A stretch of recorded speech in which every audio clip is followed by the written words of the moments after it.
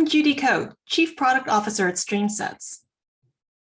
StreamSets is focused on enabling data teams at enterprises around the world to deliver continuous data for modern analytics. As a data analytics leader, you know that this realm is more important than ever. It is really at the heart of business innovation and digital transformation. The latest CIO survey shows that data and analytics is a top one priority for CIOs and a top three even for the business executives. So it's an exciting time to be a data and analytics leader, but there's also a lot of pressure. What we see when we talk to data leaders is that the mission is pretty simple. It's about delivering data to the business as they need it, as the new data is available, as new use cases come up, at the speed of need, and making sure that you can do that with confidence. Not only that the data is complete and correct, but also operational confidence, that in a world that is very dynamic and very complex, that they can rely on that data being delivered when they need it on an ongoing basis. That sounds easy, but you know, it's a very big challenge. And what we believe at StreamSets is that this requires, in the world of modern analytics, a different mindset, a different philosophy. The philosophy of DataOps that really brings an operational mindset to how you do data integration to deliver the continuous data that is needed for modern analytics. And why is this different mindset needed? Why is this different philosophy needed? It's because there are far more sources, more platforms, more technologies, more use cases, which is exciting. That's where the innovation is coming from, but it also leads to more complexity. And if you need to use different tools, if your teams, your developers and data engineers need to use different tools and they have to ramp up on different things for different platforms and different pipelines, that really slows down your agility. And because you might have platforms scattered both on premises and in multiple clouds, a lot of the data integration tools now really are siloed to those different platforms. That makes it hard to maintain operational visibility across all of those, the hybrid enterprise. And that leads to blind spots and maybe control gaps. And the world is very dynamic, especially because a lot of the data is outside the four perimeter walls of your data center.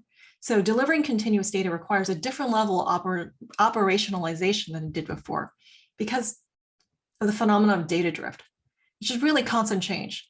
So it's unexpected, unannounced changes to data because not everything is managed by your team. There are business applications that different teams control. There are SaaS applications where vendors change their APIs. There may be source systems that are coming from third parties where a new schema comes in. All of that has to be accounted for. And if you don't, your pipelines may break, or worse yet, they might still work, but deliver corrupt data. And then that's corrupting your downstream systems, and you might be making the wrong decisions. So all of these challenges are really what have motivated us to embrace DataOps for our data integration platform, because we believe that that's the only way to deliver data integration for modern analytics in this realm of complexity. So with all these different patterns, batch, streaming, CDC, into all these different platforms, lakes, warehouses, object stores, message buses, lake houses, you really want to have one platform where your engineers and your developers can build, no matter the pipeline pattern, no matter the platform, in a single experience, a single design canvas. And that's what we provide with the StreamSets DataOps platform. Also, the pipelines that are built with our platform, we have built-in operational resiliency so that 80% of the drift that happens, we can handle automatically. That drastically reduces your break, fix, and rework.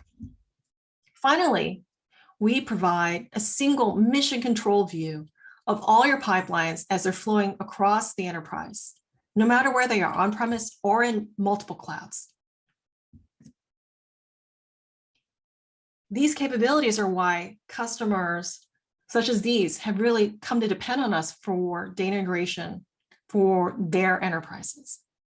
We have worked with many folks who, for example, have been able to build thousands of pipelines to feed their data lakes to drive new product innovations, to make better decisions, and being able to do that in a matter of months where it would have taken years before with other alternatives.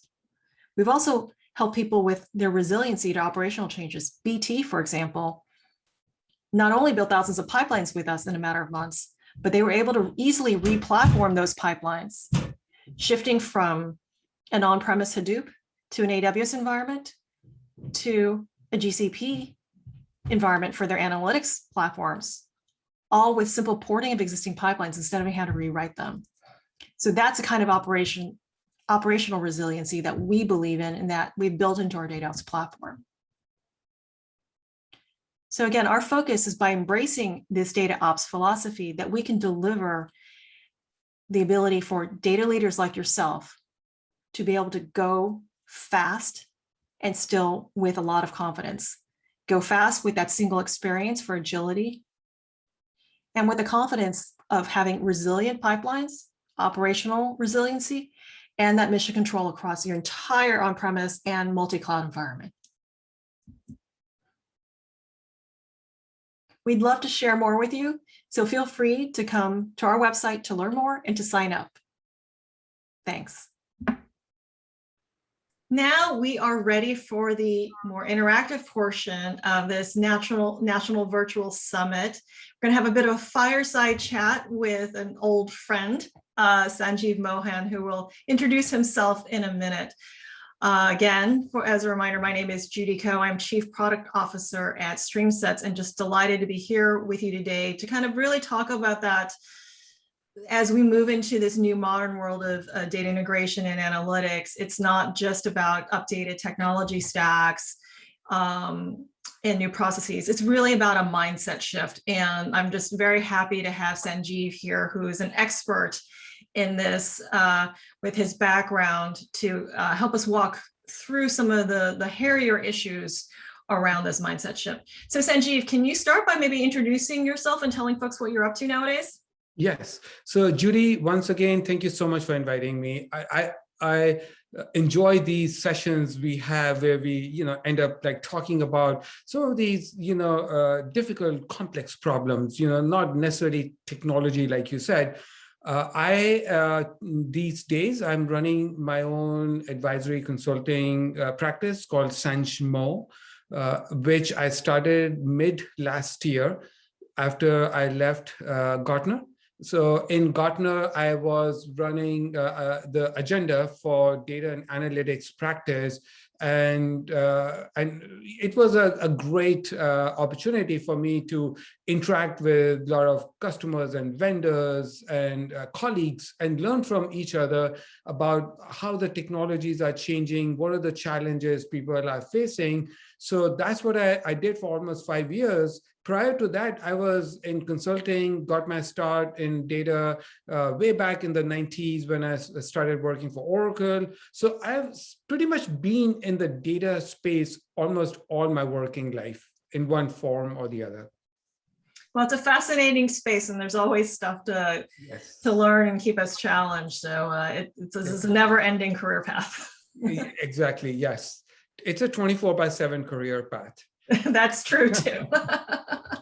Sometimes it'd be great to get a little bit more of a break. Exactly, yeah. So why don't we dive in? I think one of the first things that I wanted to ask you about, what you've been seeing as you've been working with clients and talking to different companies is how are you seeing the evolution from a more traditional data management function, right? If you think about the enterprises of the last couple of decades, you had usually a data management group sitting within the CIO's office, responsible for things like the enterprise data warehouse, maybe some of the data integration platforms.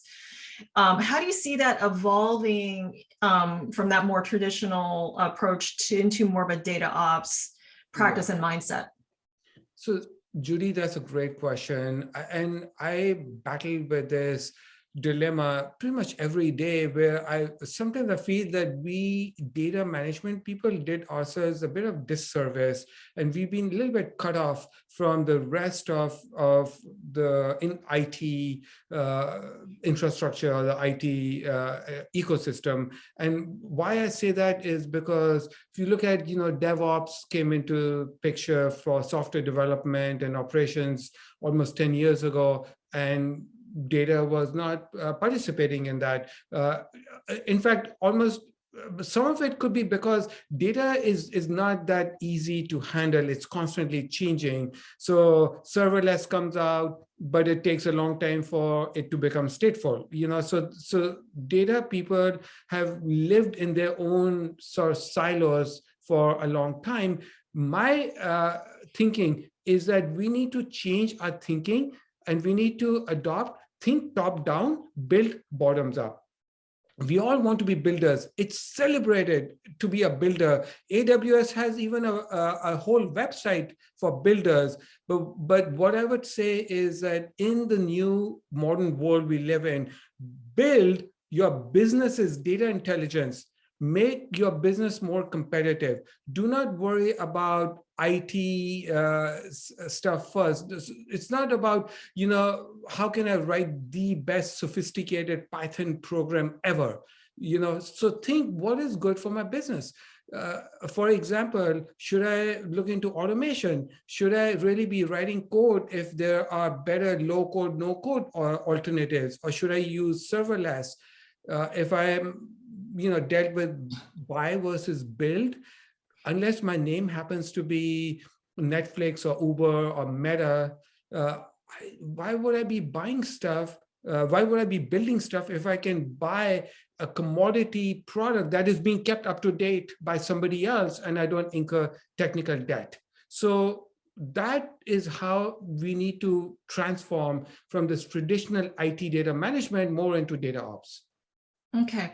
So that's a very interesting approach in terms of kind of sandwiching from the build, but also making sure you're taking in the top down and very much the business perspective, right? As opposed to just building things from the IT.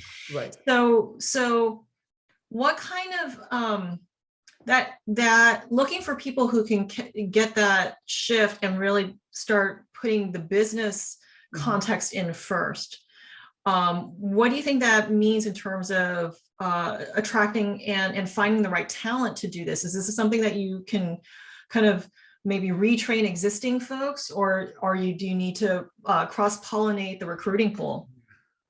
So, how hard hiring is these days. I'm sure you deal with this every day. You're trying to build your team and hire the right people, and people show up in your door and they're like, well, here's my resume. I've written this technical stuff and I've built this, and that's how you get in the door. You need to have the technical skills, but there are a couple of other skills that I want to point out that are extremely important. Communication has become really important, and communication was always important, but we could live by in a silos. Those silos are now going away. So business and IT are much more aligned, and communication becomes really important. The second skill I would say is curiosity. That is something we've undervalued. But if you are, getting into data ops, it's like asking people how are others doing data ops? What exactly is data ops? Having that curiosity, not just about technology, but also about business. So when I'm hiring people, I try to understand what is their interest in learning about the business and the technical architecture. We are not in the business of doing science projects. Those days are gone. We are in the business of delivering business impact. So when you are like looking to retrain people, or you're looking to hire new people, you need to see, have they taken the time to understand what we do as a business and where can they make the most impact? That to me is sort of at equal footing today as technology. Yeah, I definitely agree in terms of that alignment with the business as opposed to just kind of geeking out on Yeah, the technology itself and proving you're the most badass coder in the world is correct. critical. But I think even more important, as you mentioned, is the curiosity. I Yeah, think that is very critical, particularly in this sort of, as we move into the data ops realm, and we're talking about continuous everything. That means the business requirements are changing continuously. The data stack, the data landscape is changing continuously. And if you're not naturally curious, yeah. it becomes almost impossible to keep up with. Like if you like everything to be neat and organized and stay that way, it's going to be a tough life. Yeah. Like if somebody walks into your office and says, here is my long list of certifications, but I haven't done my homework to understand, how StreamSets is solving a business problem. But I'd be like, okay, so you got all these certifications, which is good because it shows that you put in extra effort, but you don't have that curiosity to learn about our customers, our products, and the business, the pain points. That to me is a little bit of a showstopper. Yeah. So let's say you've got the people, you've been able to find the right people. What are you seeing on the organizational side? Is this just still the same data management function with kind of an evolved mindset, or are you seeing new organizations spin up? And how do you break down those silos that you mentioned? How do you get them closer to the business? What are you seeing? Yeah, so we are already witnessing, starting last year, I'm sure, all the viewers are hearing about data mesh, for instance. So you see, so now we are still in early days. So I'm not saying that data mesh is already happening, but what I'm saying is that there is an implicit acknowledgement that things need to change. We need to do things a bit different if we are going to achieve the kind of scale that we are all looking to achieve, which means that if it's too hard to find data engineers, or it's taking too long to remediate some business problems, then maybe we need to rethink our organizational structure. So what's happening with data mesh, data fabric is there's this understanding that we need to decentralize. We need to make the data producers more accountable for the data. Why is it that after 4 decades, we still cannot solve our data quality problem? Why is it that the data engineer is sitting in the middle trying to understand what data is being produced and who's consuming it? The data producers have no idea who's consuming the data. Data producers have no idea where this data is coming from. So trying to break those silos and bring, there's a whole notion of analytics engineer now, building data products within domains. So these are some of the things, that are already happening. So the new structure that I see happening is a bit more complicated because we want to give the power of creating business logic to the domains. And they're ones who are responsible for data quality and producing a consumable form of data.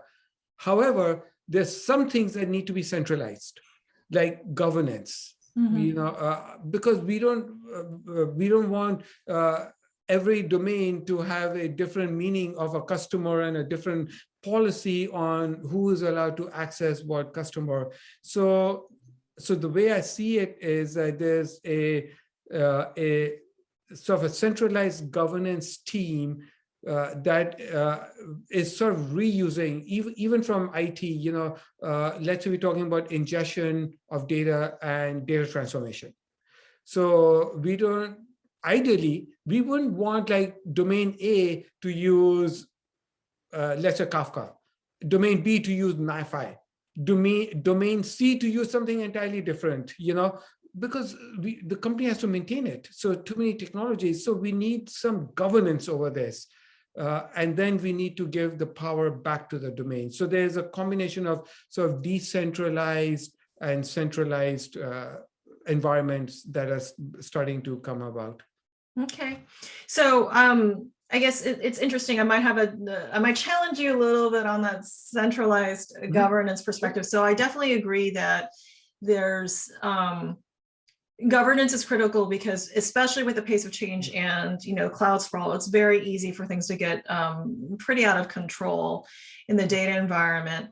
I think with respect to governance, though, I think there's at least, I know at StreamSets and me personally, and I used to write about data governance back in the day, I think there's a bit of I think the old school centralized view of governance where you have to go through a governance committee. Yeah. And beg for approval, and you hope 6 months later they've finished the approval so you can get like a new data feed. I think those days are over. So I feel like governance, while it's very important, particularly for enterprises, it has to be modernized significantly. Yeah, so Judy, 100%. The old school of data governance was very command and control. Yeah. Here is a policy. The policy will be executed. Sarbanes-Oxley will pass, and I can go home to my wretched life. Today, no, I'm serious. Today, data governance is the sexiest job. Because I am democratizing. I am liberating my data so I can do more with it. So I think, this is a new world of data governance, but at the same time, I'm having to balance my data privacy, compliance and regulations with my data utility. And so that's what it makes it very tricky, so it's not the same data governance. Yeah. It's a very, very different. Absolutely. Absolutely agree. And so the segue from that is, and we talked about, you mentioned the producers and consumers who are often sitting in the business, getting closer to the business. So it sounds like with this mindset shift, it's not just about the core data management team anymore. It's really extending that to the business folks. So how do you get their minds wrapped around? Because it's really everyone's involved now. Yes. So one of the things that people ask me is, how do you measure success? How do you know my data ops is working? And I have a facetious answer and I have a non-facetious answer. So my facetious answer is, how boring have you made your life? But I'll come to that because I like that. I said it's facetious. My non-facetious answer would be, how do I know I'm successful is by maybe how many Slack messages have gone away where people are asking me, hey, where do I find this data? What is the meaning of this data? Is this data quality? Is this a system of record? If those Slack messages are gone, that means I'm doing something right, which means the end users are now have a self-service portal, a catalog, or some place where they can go and find this information for themselves. They're not relying on a single person to provide these answers. Now, going back to my first answer of how boring your job has become, but your job will never be boring. You are not going to sit idle and twiddle your thumbs. What I'm proposing is that spend your time keeping up. Like, we said ours is a 24/7 job. So in fact, what keeps reminding me is ages ago when Stephen Covey, he wrote his 7 Habits of Successful People, he had this magic quadrant of important versus urgent. And he basically said that we humans should spend our lives in what's important but not urgent, because that's what's coming down the pipe. It's not urgent. Urgent things are, I got an email. Oh, now, I have a Slack message where somebody is asking me for something that's silly, when they should have found out themselves. So I feel we need to give businesses more self-service tools. It is a data ops engineer or the IT team's job to build that scaffolding and empower the business team and say, you know what, here is a bridge, no more silos. Go on a journey and do your own discovery. Yeah, I think that enabling that self-service is really that key ethos, and that's how very different from the old school command and control type framework. One other, so I think that's part of the mindset shift. Absolutely. I think the other part, and I want to ask you this, and this probably only time for a couple more questions, is, we talk at StreamSets, we talk a lot about data drift, because that's what we're seeing out in the environment with kind of the fragmentation of data, with the rise of cloud, with rising business demand for data. The drift is happening, and what we call data drift is those kind of unexpected, often unannounced, frequently undocumented changes to data producers, consumers, the infrastructure in between. That it used to be that was all very governed through a strict change management process by the data management team, but now it's kind of happening all over because of the fragmentation. So we're finding that it's important to have that shift as well, that you're assuming that the environment is going to change. You assume that things are going to change, even without, and you may not know about it, you may not be notified, and you have to deal with it, as opposed to going through kind of a rigid change management process. So how do you see that, and how do you see teams getting themselves in a stance where they can be more proactive about that, and not just kind of always being on a reactive basis and getting the 2 a.m. phone calls?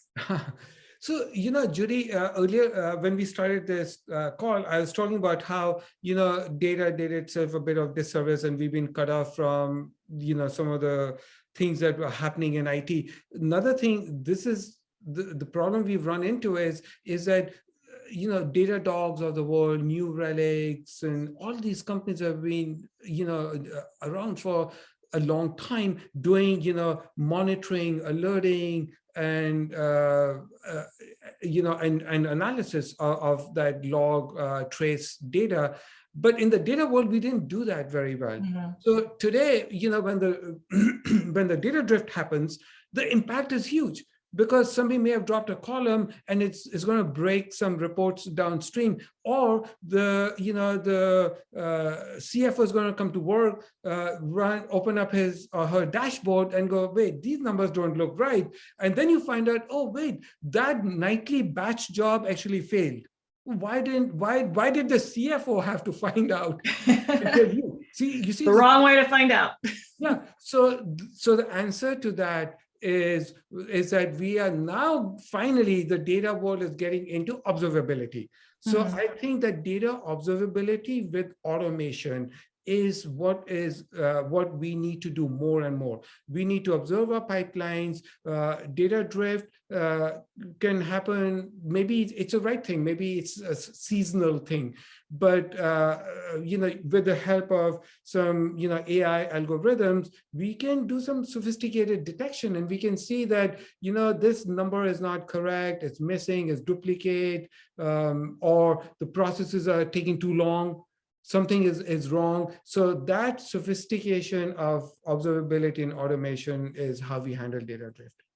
Absolutely. Those are definitely things that we invest in a lot, and continue to invest in at StreamSets, because we just really believe in that ethos, with the transparency, the automation, and the leaning into self-service and closer alignment with the business. Correct. So I'm getting the time marker, so I'm going to squeeze in one last quick question. Yes. And shift left. I think we need to shift left. We need to start this analysis early in the pipeline, so we can satisfy the businesses who have shifted right. So that's a great point. So last, a real quick 30 seconds left. So what are the first steps that you would advise our listeners to take in terms of making this mindset shift towards DataOps? What are the 1, 2, or 3 things that they need to do first? Okay, perfect. I would say think end to end. Don't think, I am responsible for a portion of the pipeline. So think business, think end to end. If you think in silo, then you are adding to inefficiencies and you're adding to high cost. Systems thinking is, I think, what is needed even in the data world. Great. Great parting words of wisdom from Sanjeev Mohan. Thank you so much for participating in this fireside chat. It's always great to talk with you. Friend of the family. Yes. Great relationship with you. And wishing all the rest of you out there watching this summit a great rest of your summit. Thank you.